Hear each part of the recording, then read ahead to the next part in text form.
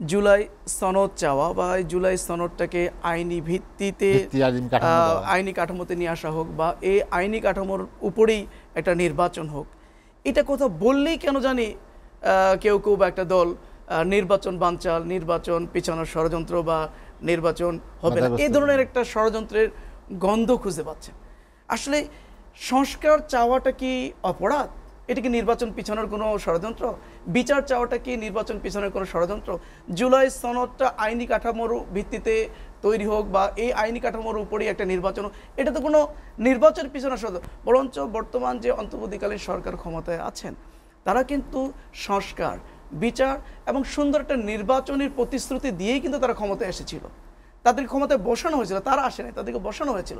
তারা সেই কাজটি করার জন্যই মূলত আজকে 61 দিন ধরে জাতীয় ঐক্যমত্যের কমিশন বিভিন্ন রাজনৈতিক দলগুলো নিয়ে আজকে কাজ করছে। এখন আপনি বলছেন যে পিআর ছাড়া কেন আমরা পিআর প্রশ্নটা তুলছি? আমাদের যে 7 দফা যে দাবি আমরা বর্তমান অন্তর্বর্তীকালীন সরকারের কাছে দিয়েছি যে এই 7টা দাবি মানতে হবে, তার মধ্যে অন্যতম একটা পিআর অর্থাৎ নির্বাচন সিস্টেম। এই যে বিগত 54 বছরে বাংলাদেশে যে পদ্ধতিতে যে চলমান পদ্ধতি নির্বাচন হয়েছে সেই নির্বাচনের পরিস্থিতি সম্পর্কে আমরা খুবই ভালো জানি। যেখানে কালো টাকার ব্যবহার, পেশি শক্তির ব্যবহার, যেখানে হলো মনোনয়ন বাণিজ্য, যেখানে হলো ভোট কেন্দ্র দখল হয়ে যাচ্ছে, ব্যালট বাক্স ছিনতাই হয়ে যাচ্ছে, যেখানে সকল মানুষের মানে তাদের মতামতে তাদের ভোটাধিকারের প্রতিফলন ঘটছে না, যেখানে ফিসবাদী হয়ে যাওয়ার একটা সমূহ সম্ভাবনা যে সিস্টেমের মধ্যে আছে, সেই জায়গা থেকে তো আমরা উত্তরণের পথ খুঁজছি। যে বিগত 54 বছরে যে প্রচার রাজনীতি, যে ভঙ্গুর রাজনীতি, যেটা হলো যে সিস্টেমের ফলে আমরা একটা সুন্দর নির্বাচন পাচ্ছি না, বারবার নির্বাচন নিয়ে যখনই নির্বাচন হয় তখনই সেই নির্বাচন নিয়ে একটা প্রশ্ন ওঠে, সূক্ষ্ম কারচুপি, কখন স্থূল কারচুপি, কখন নানা ধরনের। সেই জায়গা থেকে বেরিয়ে আসার জন্যই কিন্তু আজকে সবচেয়ে জনপ্রিয় একটা সিস্টেম হলো পিআর সিস্টেম।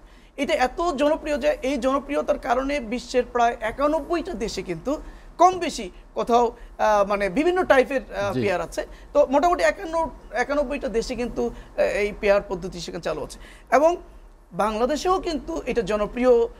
যে যাই বলুক না কেন, বাংলাদেশেও কিন্তু একটা জনপ্রিয় ইতিমধ্যে হয়ে উঠেছে, যার কারণে গত কয়েকদিন আগে পরশুদিন সুজনের যে জরিপটা হলো, সেই জরিপে কিন্তু প্রায় 71% মানুষ কিন্তু পিআরের পক্ষে ভোট দিয়েছে, পিআরের পক্ষে তাদের মতামত দিয়েছে। তার মানে বাংলাদেশেও কিন্তু এই পিআর সিস্টেমটা একটা জনপ্রিয় সিস্টেম হয়ে উঠতেছে।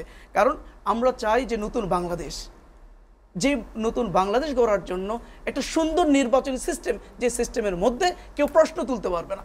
দেখুন আজকে যে সিস্টেমে আমরা মানে ভোট দিচ্ছি বা নির্বাচনটা হচ্ছে, এই নির্বাচনে আমার প্রত্যেকটা ভোটারের মতামতের প্রতিফলন ঘটছে না। কারণ দেখুন একজন ব্যক্তি 71,000 ভোট পেয়ে সে নির্বাচিত হলো, আরেকজন ব্যক্তি 69,000 ভোট পেয়ে সে পরাজিত হলো। এই 69,000 ভোট যারা যে সকল ভোটাররা তাকে দিলেন, যারা ভোট দিলেন, তাদের ভোটগুলো নষ্ট হয়ে গেল, তাদের ভোটে তো মতামতের প্রতিফলন ঘটলো না। কিন্তু পিআর সিস্টেম এমন একটা সিস্টেম, প্রত্যেকটা ভোটারের মতামতের প্রতিফলন ঘটবে, যে যত পার্সেন্ট ভোট পাবে সেই পার্সেন্টেজের উপরে।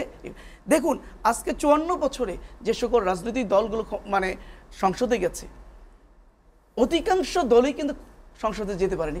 হাতে গোনা কয়েকটা রাজনৈতিক দল ঘুরে ফিরে সংসদে গেছেন।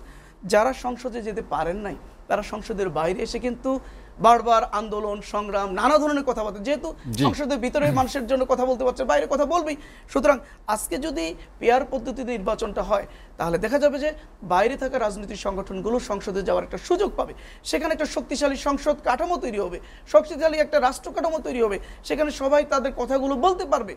যখন সংসদে সে তার মতামতটা বলতে পারবে, সেখানে গঠনমূলক সমালোচনা যখন করবে, তখন কিন্তু বাইরে আন্দোলন সংগ্রাম বা অস্থিতিশীলতা কিছুটা হলেও কমে যাবে। এই জন্যই আমরা বলছি যে একটা শক্তিশালী সংসদের জন্য, একটা শক্তিশালী রাষ্ট্রের জন্য আজকে এই পদ্ধতিটা জনপ্রিয়। এই জন্য আমরা এটা দাবি তুলছি। এই দাবিটা তোলাটা এটা তো অন্যায় দাবি না, এই পদ্ধতি হলেই কেবলমাত্র একটা সুন্দর, গ্রহণযোগ্য, সুষ্ঠু নির্বাচন সম্ভব।